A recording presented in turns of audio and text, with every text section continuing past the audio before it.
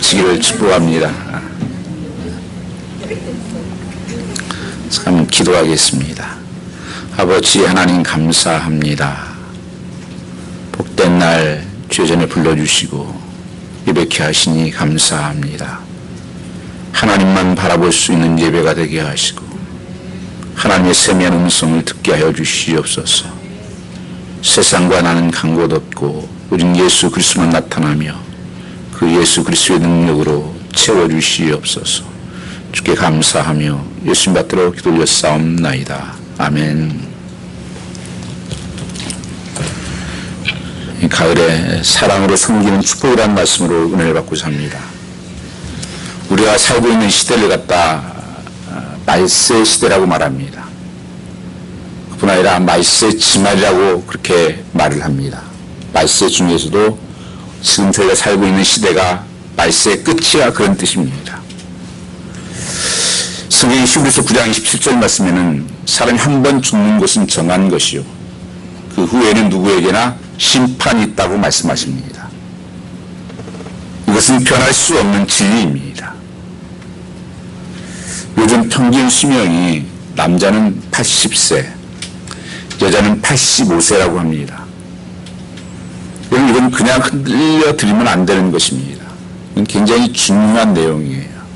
왜냐하면 이건 전 세계 통계를 이렇게 여러 가지 통계를 연구하고 내서 나온 결론이기 때문에 거의 그 정도에서 정상적으로 살면 산다는 겁니다.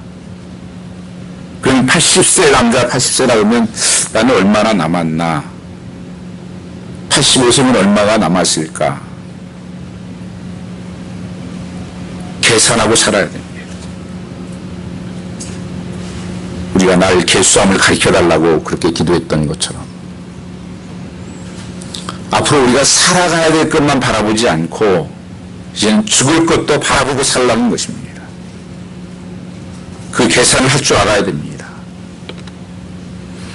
마지막 때의 특징에 대해서 성경에 말씀하시면서 마태복음 24장은 이 마지막 때 일어날 일에 대해서 말씀하고 있는 것입니다. 그 종말론적인 장입니다. 그 7절 말씀 보시면 민족이 민족을 따라가 나라를 대적하고 일어나겠고 곳곳에 기근과 지진이 있을 것을 말씀하고 있습니다. 10절 말씀은 그때 많은 사람이 실족하게 되어 서로 잡아주고 서로 미워하게 되겠으며 또한 12절 말씀은 불법이 승함으로 많은 사람이 사랑이 식어지리라. 이 마태복음 4장에 나타난 여러 가지 징조가 있지만 몇 가지 중에서 지진과 이런 기근이 많이 더 증가될 것을 말씀하고 있고 사랑이 식어질 것을 말씀하고 있습니다. 그리고 서로 미워하게 될 것이다. 이게 마지막에 나타난 특징 중에 하나로 말씀하고 있습니다. 요즘 지금 우리가 여러 가지 어려움이 많이 있습니다. 이 마지막 때 특징을 말씀하면서 서로 사람들이 미워하는 일이 더 증가될 것이다. 그리고 서로 사랑이 식어진다. 디모데후서의 말씀에는 3장은 또한 종말론적인 말씀을 전하고 있습니다. 3장 1절에서 4절 말씀까지 보면은 말세에 고통하는 때가 올 것인데 그때 사람들이 자기를 사랑하고 돈을 사랑하고 교만하고 비방하며 부모를 거역하고 감사하지 아니하며 거룩하지 아니하며 이게 뭡니까? 마지막에 특징들을 보면은 한 가지는 사랑이 식어진다는 것이고 그래서 사람들이 미워한다는 것이고 두 번째 특징을 보면 잘못된 사랑을 하고 있다는 것입니다. 사랑의 방향이 바뀌어져 갈 것이다 말씀하고 있습니다. 사랑해야 될 것을 사랑하지 않고 엉뚱한 것을 사랑하게 되더라는 것입니다. 그래서 자기 사랑, 돈 사랑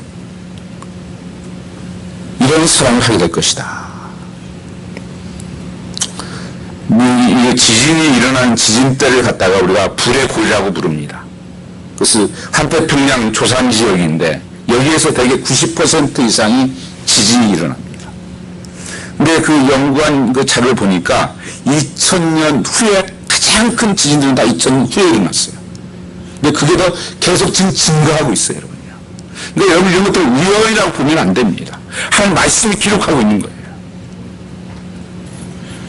요새 엘니뇨 현상이니 여러 가지 지금 빙하가 높고 이 허리케인이라든지 태풍 이런 것들도 지금 계속 증가되고 있는 것들을 보면서 시대 하나님께서 약속하신 것들이 조금씩 이뤄가고 있구나 하는 것을 볼 수 있어야 합니다. 지금도 여러분 멕시코라든지 지진으로 또 이북에도 잠깐 그 지진이 왔다 그러잖아요. 태풍으로 말미암아서 지금도 신음하는 사람이 너무 많이 있습니다. 이런 고통들이 더 증가할 것을 말씀하고 있어요. 그래서 우리가 너희가 어떻게 살아야 되냐?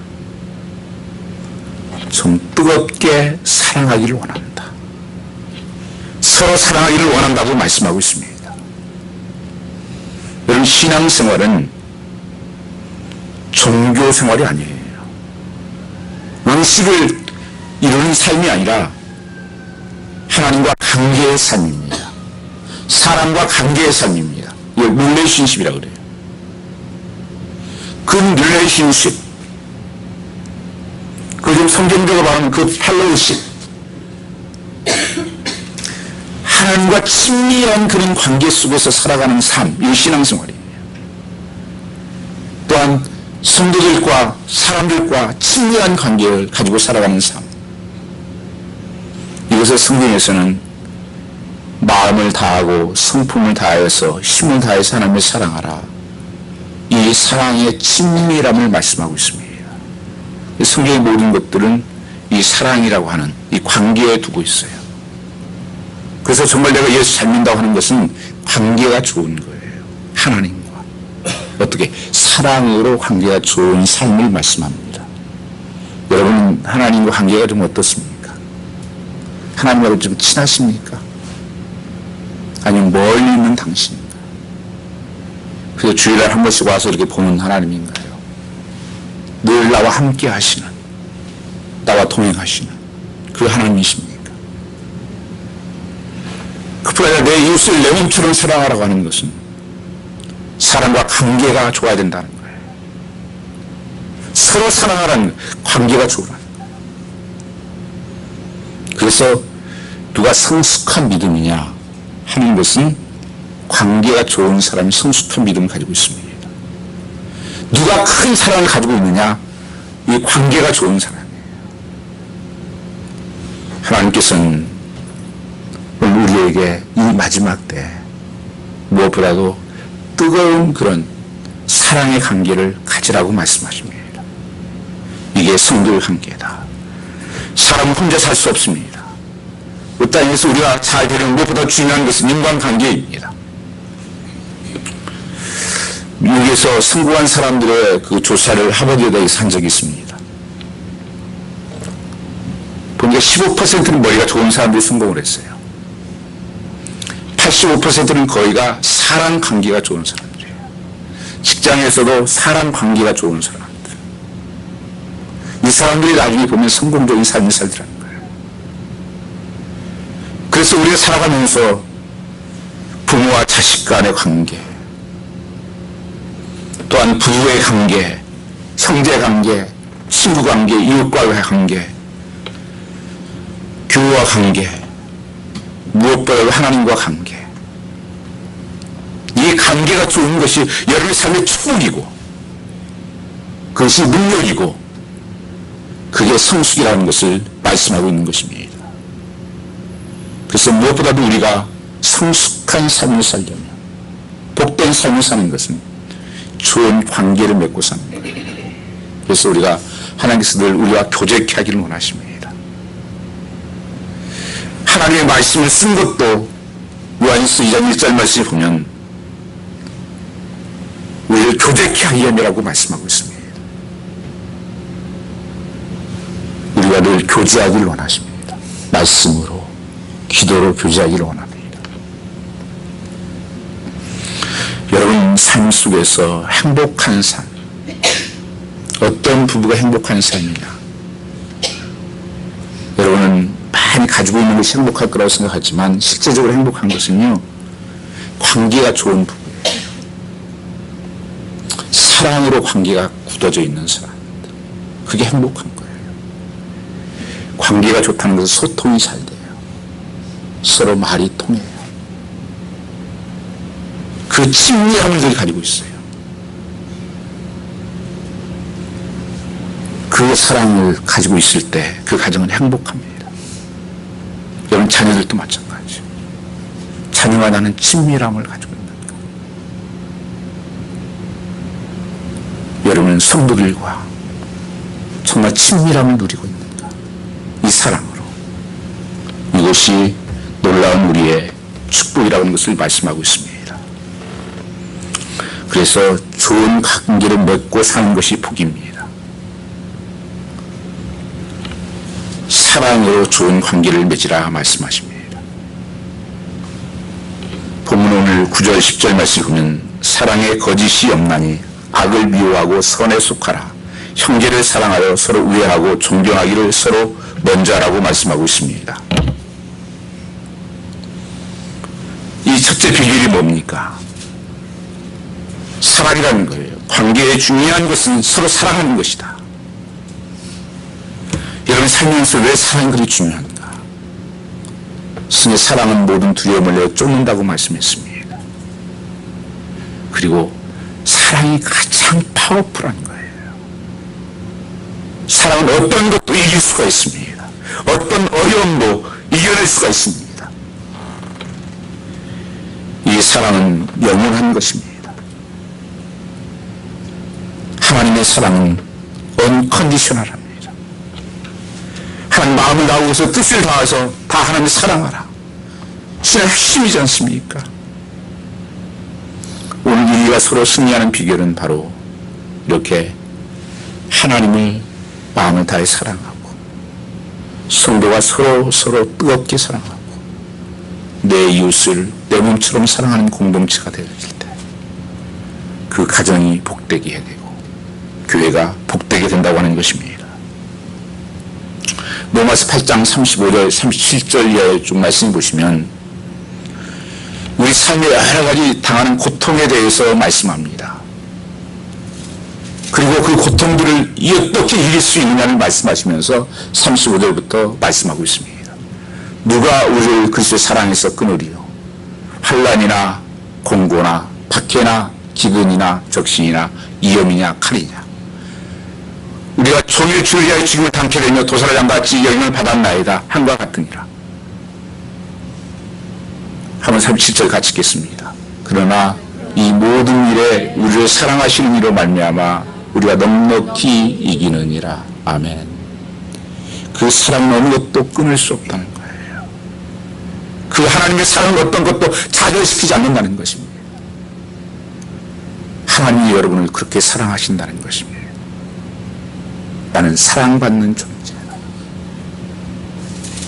그래서 우리는 어떤 삶 속에도 넉넉히 이길 수 있는 승리하는 삶을 살 수 있습니다. 가족이든 직장이든 나아가서 교회와 나라도 사랑할 때 승리합니다. 이 가정도 어떤 가정이 파워풀하냐? 사랑으로 친밀함을 가지고 있는 가정. 이런 가정은 사단이 역사하지 못합니다. 살아가면서 어려운 일도 있고 힘든 일이 있어도 그것을 넉넉히 이길 수 있는 힘이 있습니다. 그런데 많은 사람들이 목사님 그거 다 알지 않습니까? 왜 아는 얘기 다 옛날에 그거 합니까? 성경은 아는 것을 말씀하는 것이 아니고 사는 것을 말씀하고 있습니다. 그렇게 사시냐 묻고 있는 것입니다. 왜 우리가 이렇게 힘든가 그러면 가식적인 사랑을 하기 때문에 그렇습니다.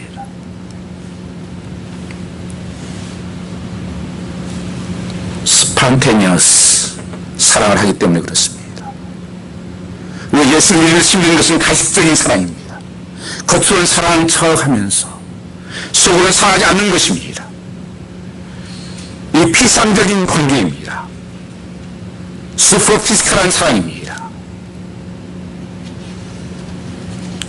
교회에서도 사랑하지만 겉에서는 그렇게 해요. 속에서는 다른 사랑이 있는 거예요. 거짓된 사랑입니다. 비상적인 사랑이에요. 껍데기예요. 가정도 마찬가지입니다. 왜 이렇게 힘들어요? 이 참된 사랑의 관계가 이루어지지 않아서 그렇습니다. 오늘 디모데후서 3장에서 보았던 것처럼 자기 사랑이에요. 정말 사랑해야 될 것을 사랑하는 것이 아니라 거짓된 사랑을 하는 것입니다. 돈을 사랑하고 내가 부부가 서로 사랑한다 하면서도 그것보다 더 다른 것을 사랑하는 거예요. 이 가식적인 사랑.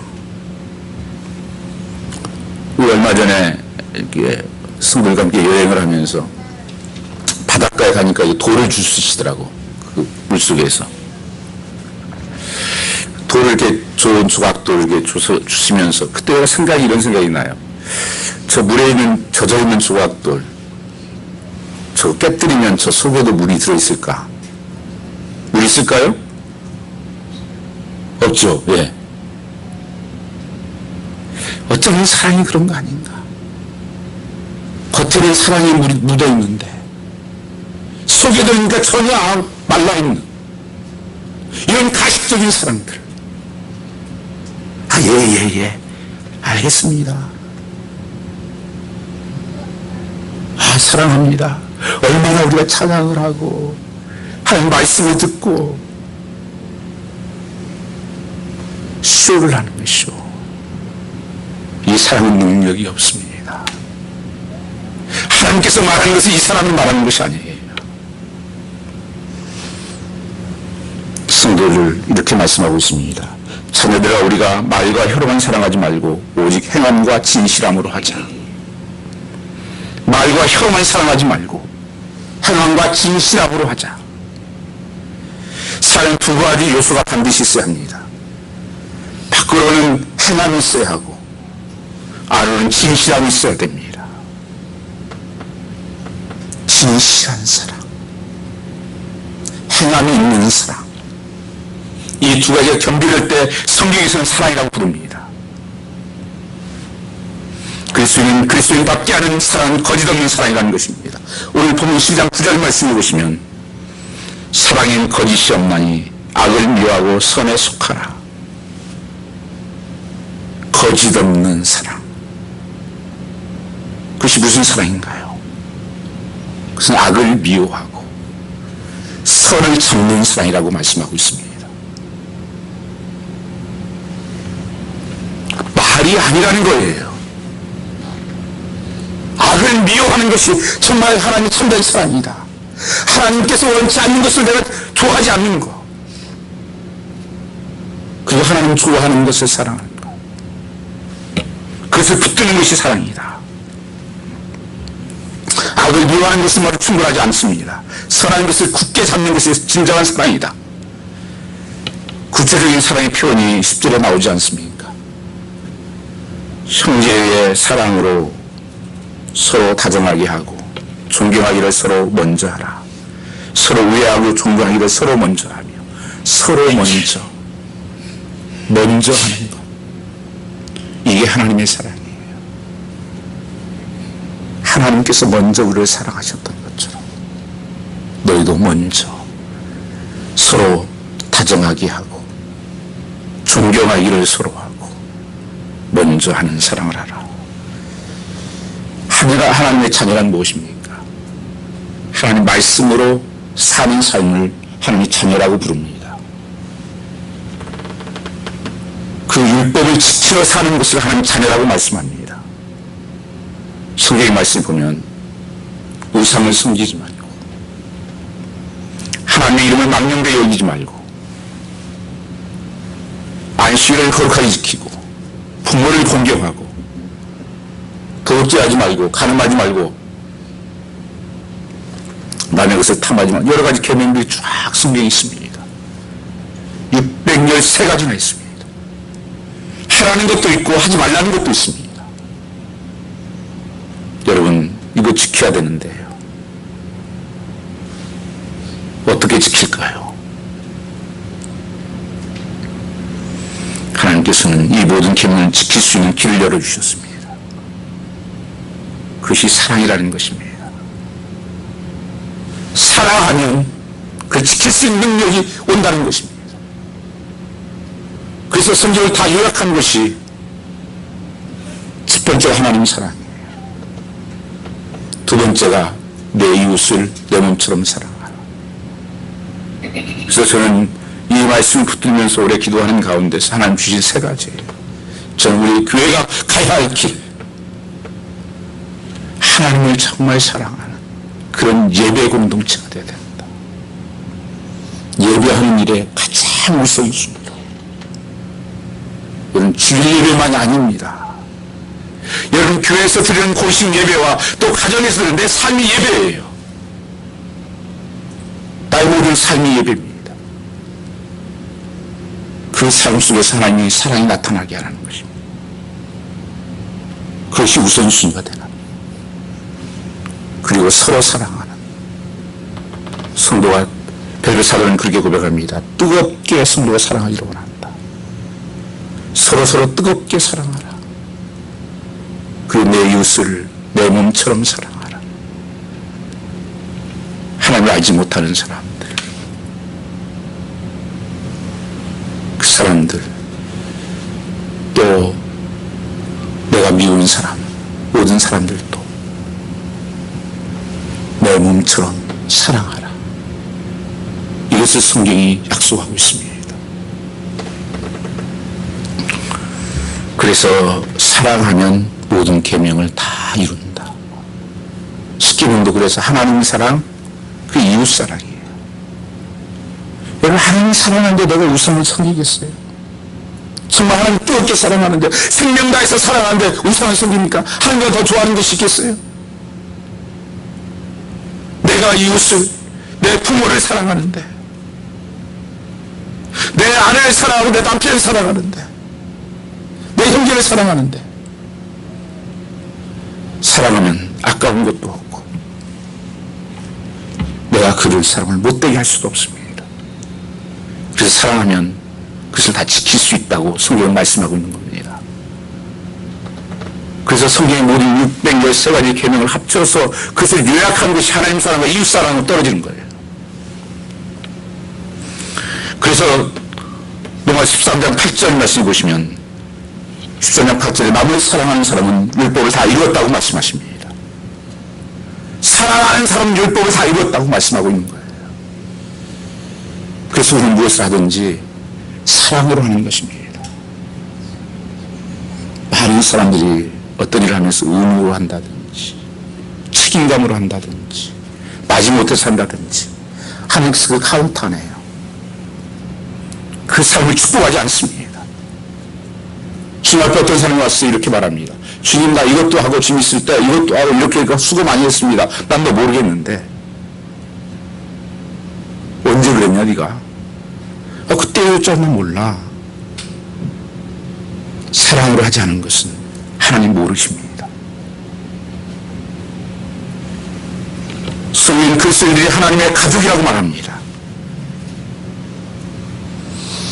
사랑하지 않으면 사람의 말씀을 지킨다는 말은 거짓이라는 것입니다. 그래서 지킬 수가 없는 겁니다. 에베소 2장 19절 말씀을 보면 그러므로 이제부터 너희는 외인도 아니요 나그네도 아니요 오직 성도들과 동일한 시민이요 하나님의 권속이라 이렇게 말씀. 우리가 하나님의 권속이라는 것, 한 형제의 자매라는 것입니다. 하나님 안에서 한 권속이다. 우리가 이 사실을 명심하는 교회는 천국같이 됩니다. 여러분, 가족 중에 누가 잘못하였으면 소문을 냅니까? 감추기에 급급하죠. 입을 다물 것입니다. 공개적으로 말하거나 다른 사람에게 흉을 보겠습니까? 아무 말 없이 도와주려고 할 것입니다. 가족은 사랑하고 또 사랑하고 용서하고 또 용서하는 것입니다. 교인들 정말 하나님의 가족이라고 여긴다면 잘못된 사람을 대하는 태도가 완전히 달라질 것입니다. 그가 아버지요 형여도 일하면 어떻게 할까요? 성경에서는 한 가족입니다. 오늘 로마서 12장은요 하나님께서 구원받은 백성을 어떻게 살아야 할 것을 말씀하시면서 1절부터 4절까지는 하나님 예배하는, 너는 이스라엘 금받지 말고 새롭게 해서 예배하는 삶을 살고, 그 다음에 4절부터 나온 게 하나 된 것을 얘기해요. 너희는 예수 안에서 하나 된 가족이다. 한 지체다. 너희는 차별하면 안 돼요. 저는 그래서 교회에 와서도 절대 그걸 하지 말라는 거예요. 자기 가족, 거기에만 관심이 아니요. 우리 원 바디예요. 원 보이스, 한 가족입니다. 나의 아버지가 계시고, 나의 어머니가 계시고, 내 자녀들이 계시고, 육신의 가족을 대하는 태도와 교회를 대하는 태도가 다르다면 그는 아직 온전히 영적인 눈에 띄지 않는 것입니다. 이런 것들이 있으니까 교회 안에 파벌이 생기는 거예요. 교회는 그런 것이 생기면 안 됩니다. 한국만큼 파벌이 많은 것이 없어요. 어떤 선교사님이 그렇게 얘기했어요. 한국 가니까 참 시원하더라고. 예수하고 그리스도하고 싸우더라고. 여러분들 아세요? 예수교 그리스도교가 있고요, 기독교 그리스도교가 있고 예수 그리스도교가 있고 그래요. 교단이 예수파, 그리스도파. 초대교회에 있었어요. 바울파, 베드로파. 이거 파 만들지 말라는 거예요. 교회는 예수파밖에 없어요. 육신의 가정은 병문도 같이 못 삽니다. 그러나 교회는 영원히 함께 살 가족입니다. 로마 13장 10절 말씀에 보면 사랑은 율법의 완성입니다. 우리는 사랑으로 소문난 교회를 세워야 하고 성경은 말씀하고 있는 것입니다. 여러분, 우리가 주위 분들을 보시면, 안 보이는 분들 보이시면 여러분들이 정말 그들과 친한 삶을 살았으면 좋겠습니다.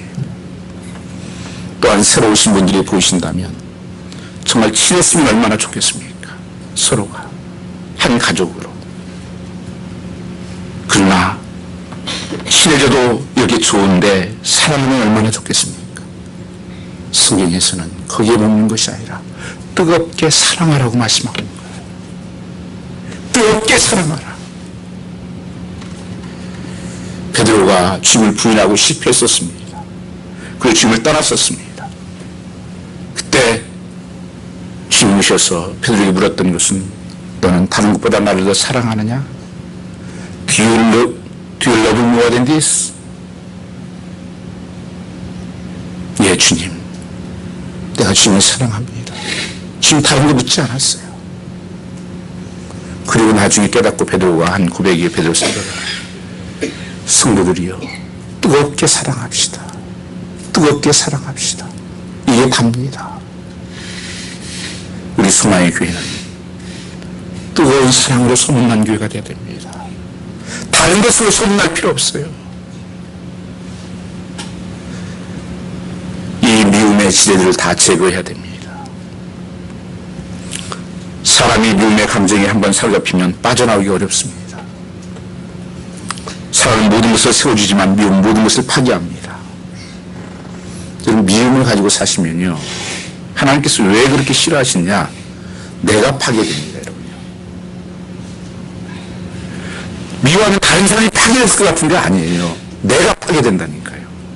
내가 영적으로 굳어지기 시작하고 내 영혼이 파괴돼요. 거기에 사로잡혀 버리는 거예요.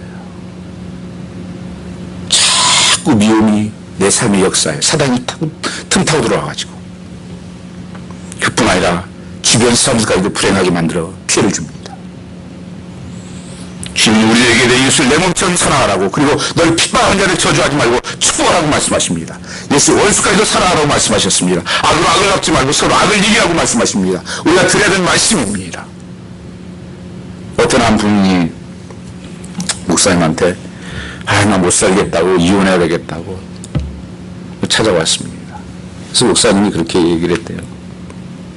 그러지 말라고. 그냥 그러면 남편같이 안 여겨지면 그냥 친구같이 여기면 안 되겠냐고. 목사님, 그 친구는 친구도 안 됩니다. 그런 친구가 어디 있습니까? 약합니다. 그 친구 못합니다. 예수님께서 친구를 위해서 목숨을 버리라고 했는데 친구 안 됩니다. 그러면 뭐 이웃이라고 생각하면 안 되고요. 그렇게 살면 그 친구가 가까이 있는 것도 싫습니다. 주님께서 그러셨지 않습니까? 이웃을 내 몸처럼 사랑하라고. 난 이웃 못합니다. 그러면 원수라고 여깁니까? 원수지, 원수. 성경 말씀 보니까 원수를 사랑하라고 그러셨던데 그냥 원수를 믿고 살면 안 되겠습니까? 여러분, 하나님 말씀을 따르시겠습니까? 내 기준을 따르겠습니까?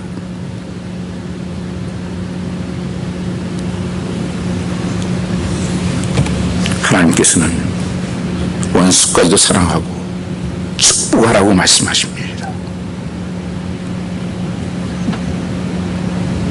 저도 이런 말씀 전하려면 눈물이 나요. 자신이 없으니까. 왜 어떻게 하나님 이렇게 하라고 그러십니까? 오늘 말씀 우리에게 강력하게 말씀하십니다. 원수가 줄이거든 먹이고 목마르든 마시고 여라. 헐벗거든 입히라고 말씀하십니다.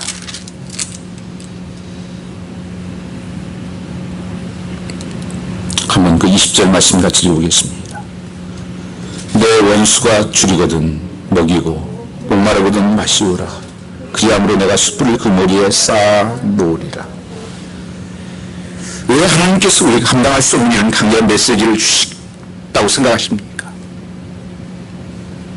이건 간단합니다. 하나님께서 용서받을 수 없는 우리를 용서하셨고 사랑할 수 없었던 우리를 사랑하셨고 지옥 갈 수밖에 없던 백성들을 위해서 죽으심으로 말미암아서 그 사랑을 이루셨고 자녀 삼으셨다고 하는 것입니다. 나를 무조건 사랑하셨고 저주받은 인생을 축복하셨다고 말씀하고 있습니다. 하나님, 내가 먼저 사랑했노라. 너도 먼저 사랑하라. 주기도문에, 우리가 늘 외우는 주기도문에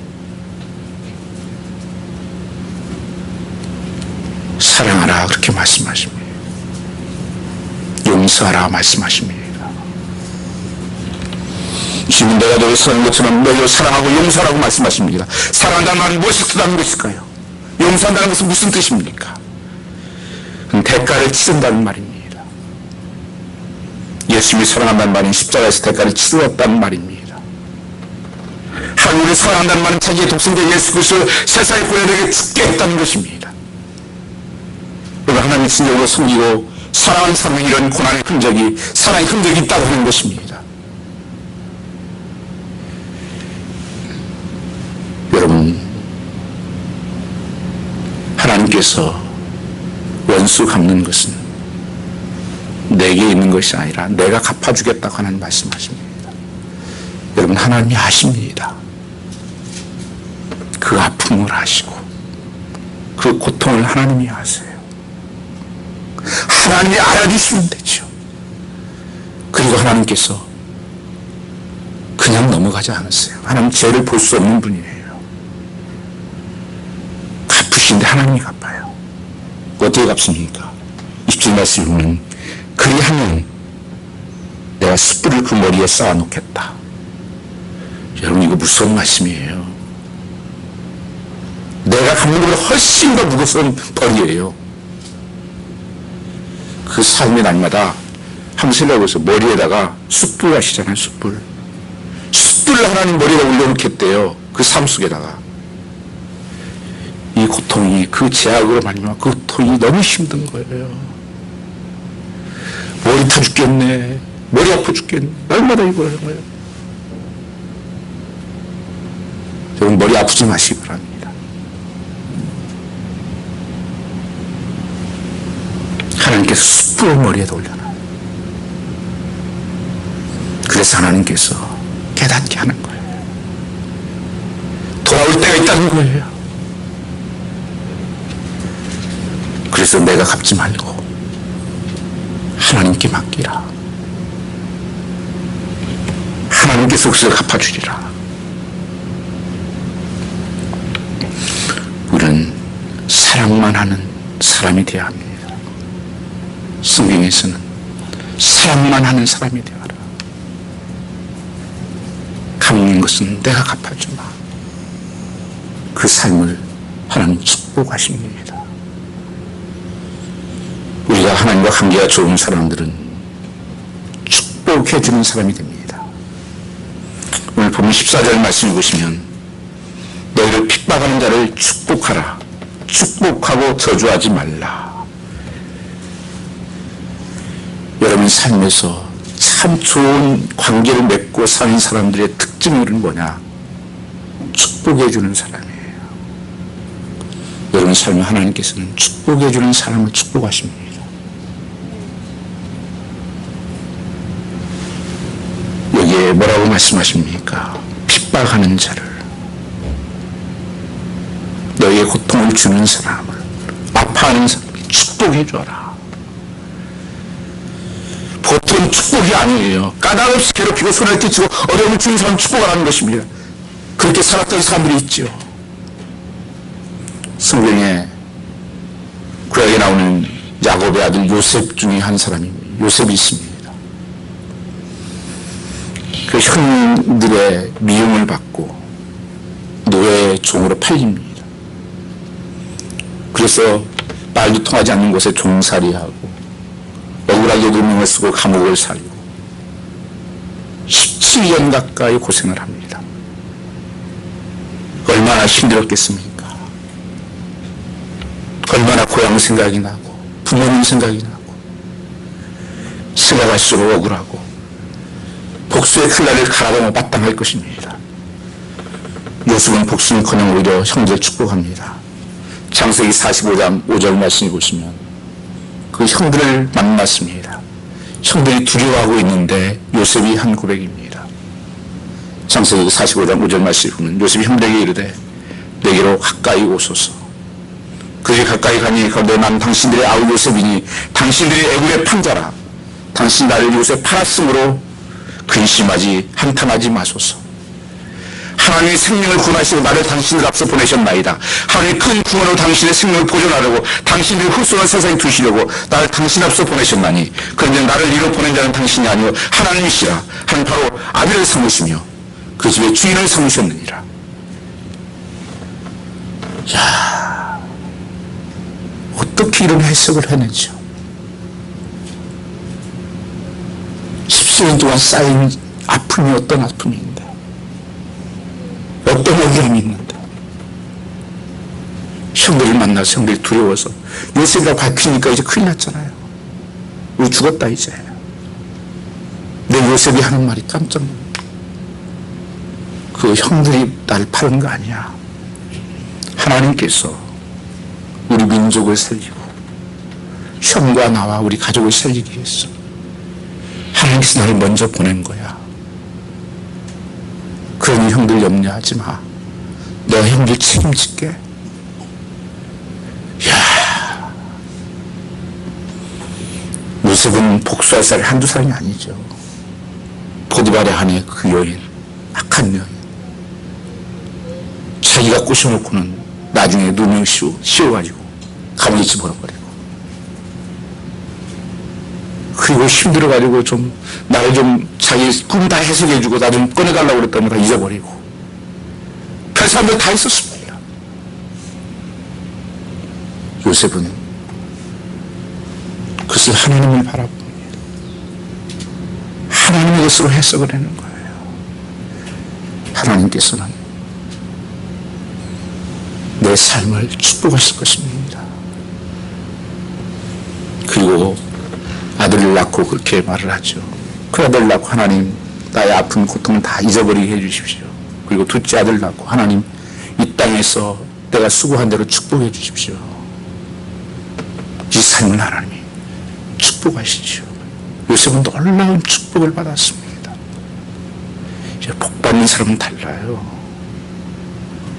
내가 복수하겠다고 쫓아다니고, 연수하겠다고 쫓아다니고, 억울해 못 살겠다고 날마다 분통 떠들고, 이런 사람은 하나님이 축복하지 않습니다.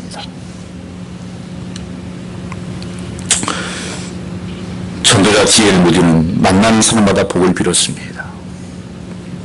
아이를 만나도 축복했고, 수정이 노름꾼 깡패를 만나도 축복을 했습니다. 그런데 놀라운 사실은 그가 축복한 대로 되더라는 것입니다.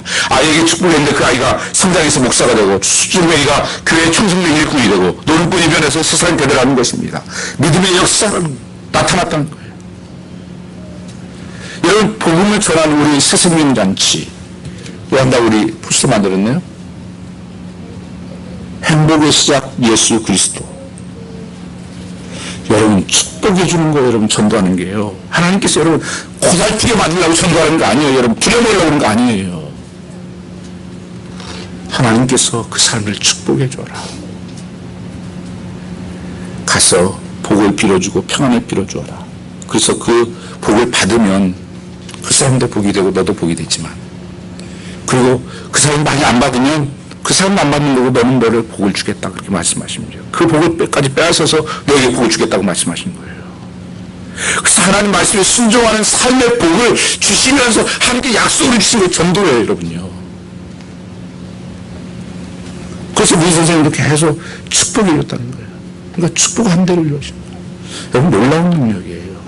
여러분, 가정에서도 여러분 자녀들을 자꾸 뭐예요? 축복해 주세요. 이거 굉장히 중요한 겁니다. 주는 거 없을 놈 죽을 놈 좀. 바꿔다 죽어라.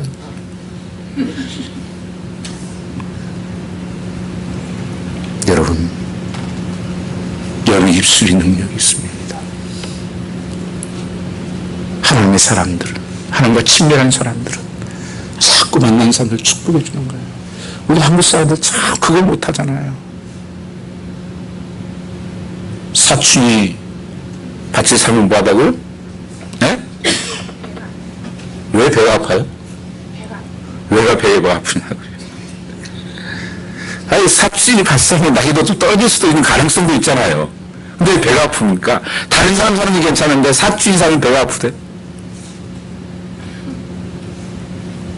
여러분, 함께 축복해 주는 사람을 성경 말씀을 보시면 거기 한번 같이 읽어보겠습니다. 16절 말씀 같이 한번. 즐거워하는 자들로 함께 즐거워하고 우는 자들로 함께 울라. 이게 축복해 주는 거예요. 즐거운 일이 있으면 정말 너무 좋아. 가서 정말 기쁨으로 축복해 주는 거예요. 아픔이 있으면 정말 내 아픔으로 끌어안고 같이 울어줄 수 있는 사람, 그리고 같이 축복해 주는 사람. 여러분, 이 삶이 하나님의 축복된, 하나님과 관계가 좋은 사람이에요. 이게 사랑하는 사람이에요.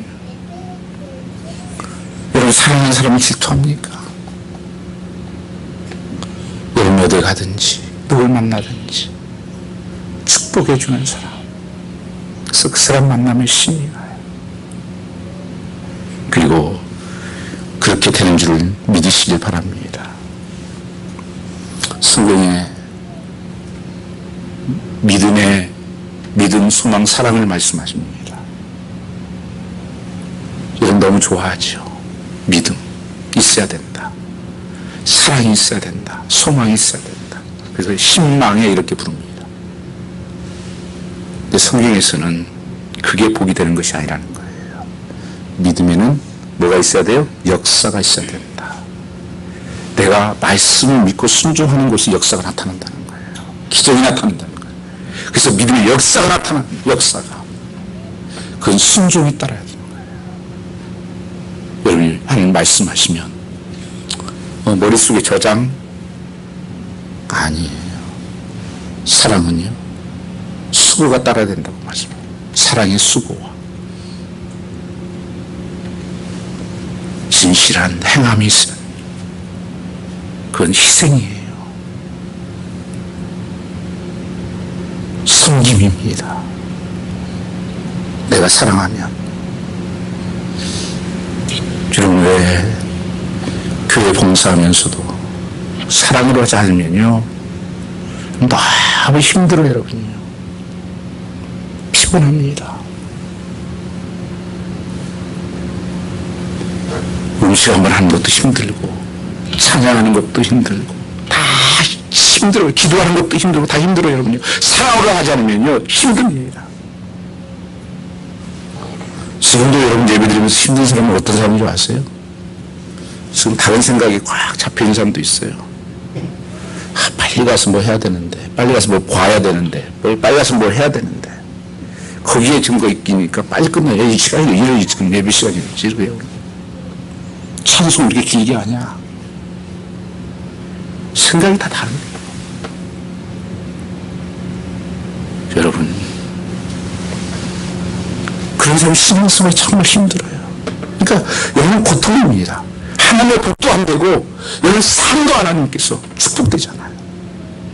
양다리 걸치고 적당히 사면서 소망에 인내가 있어요. 내가 꿈을 꾸잖아요. 그러면 인내해야 되는 거죠. 참으라.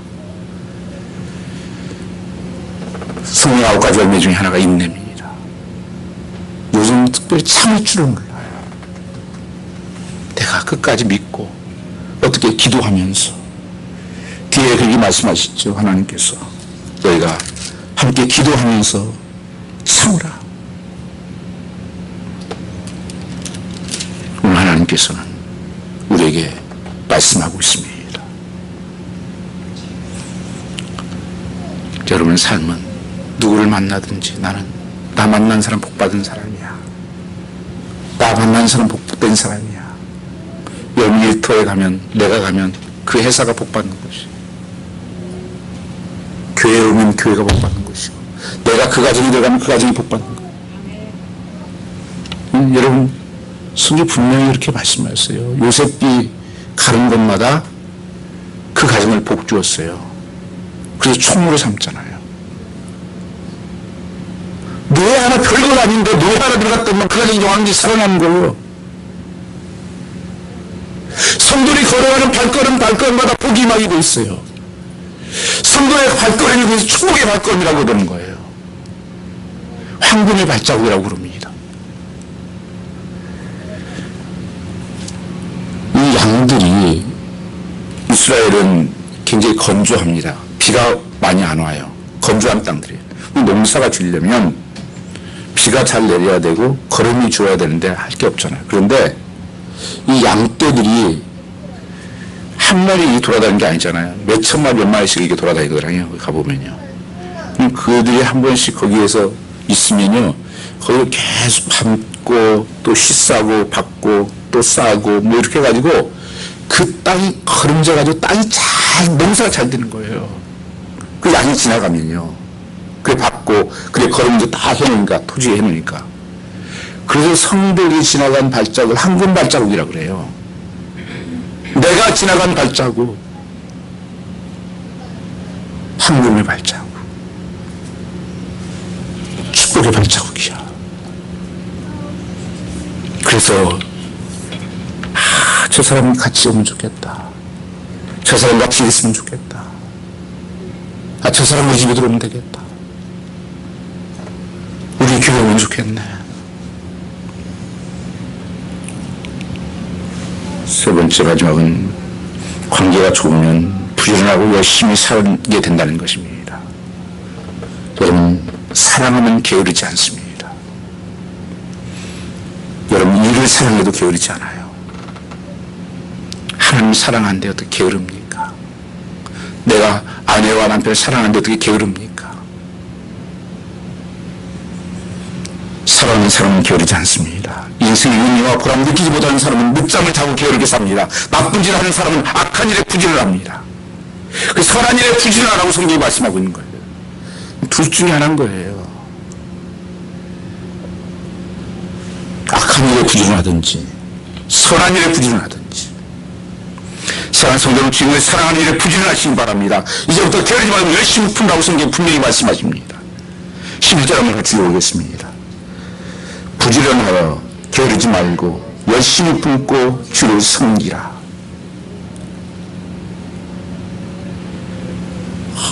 얼마나 주님의 우리가 사랑하는 일에 게으른지 몰라요. 늘 하나님이 죽어요. 제가 오래전에 들은 예가 하나 있는데, 어떤 집에 소를 키우는데 부부가 둘이 키워요. 근데 이 소가 갑자기 쌍둥이를 난 거예요. 이제 경사가 난 거죠. 소가 그 비싼데 뭐 이게 송아지가 2마리나 났으니까. 그러니까 아주 하나님 잘 믿는 가정이에요. 부부인데 그래서 같이 의논합니다. 이건 하나님이 주신 거다. 하나는 축복이다. 그러니까 이것은 우리 하나님 앞에 하나님한테 한 마리는 드립시다. 부부가 좋다고 서로 그렇게 하지요. 그러면 그렇게 해서 한참 잘 하고 있었는데 하루는 남편이 이렇게 소를 끌고 왔다가는 헐레벌떡 막 뛰어와서 아내에게 이렇게 말을 합니다. 여보, 큰일 났어 지금. 무슨 일이 큰일 났어? 큰일 났다니까. 하나님께 드리려고 마음 먹었던 그 소가 죽었어. 그 아내가 이렇게 물어봅니다. 언제 우리가 어떤 것을 드리기로 약속했습니까? 아니, 내 생각 속에 항상 그게 있었다니까. 그 검은 님 있잖아. 고놈이 항상 내 마음속에 그거 하려고 그랬지. 항상 하나님의 일에는 게으른 거예요. 세상의 좋은 것, 세상의 쾌락에는 얼마나 빠른지 몰라요. 둘 중에 하나예요. 주님께서는 부지런하여 게으르지 말고 뭐라고? 열심을 품고 뭐라? 주를 섬기라. 여러분 고통 주려고 하는 것이 아니라 축복하려고 그러는 거예요. 축복해 주시려고. 그때부터 여러분의 신앙과 삶에 기적과 역사가 일어날 것입니다. 부지런한 사람은 열심히 있고 게으른 사람은 열심도 없습니다. 게으른 사람은 열심도 없습니다. 부지런히 그 열심히 주를 섬기고 이를 사랑하라는 것입니다.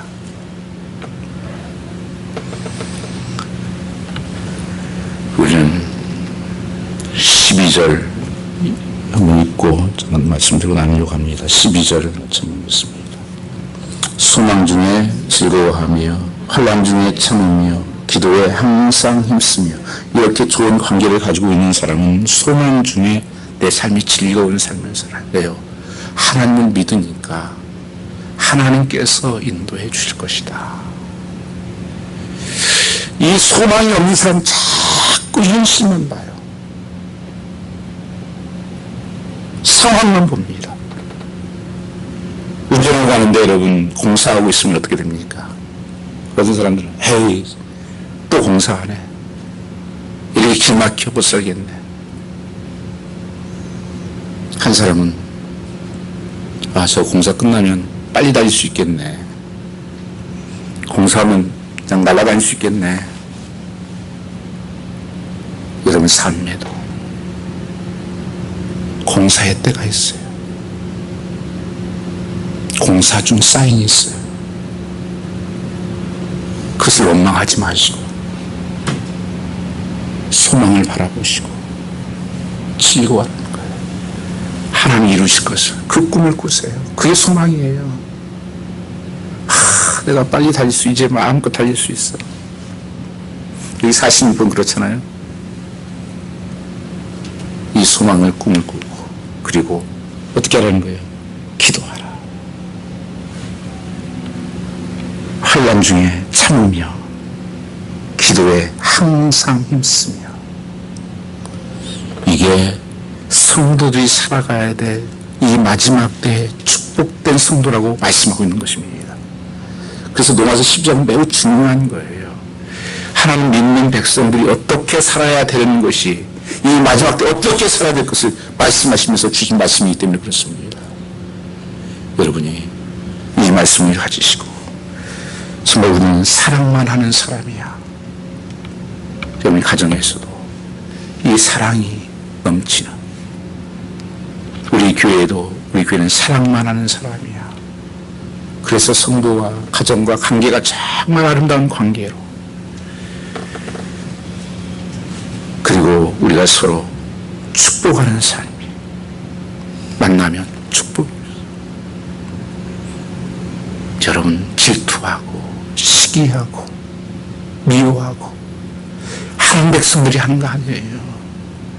그거 하면 여러분들이 안 된다니까요.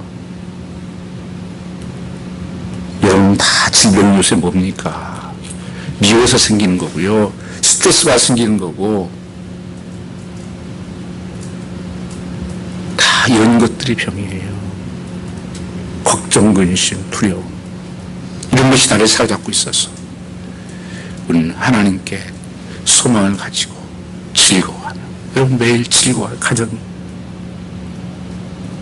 가정이 좀 웃으며 사시기 바랍니다. 아멘? 들어가면 가정에 들어가면 짜증부터 나고 죽겠다 그러고 날마다 들어가고 싶지 않죠. 여러분 그 가정을 들어가면 기쁨이 있고 아이고 여보 수고했어. 너희들 수고 많이 했다.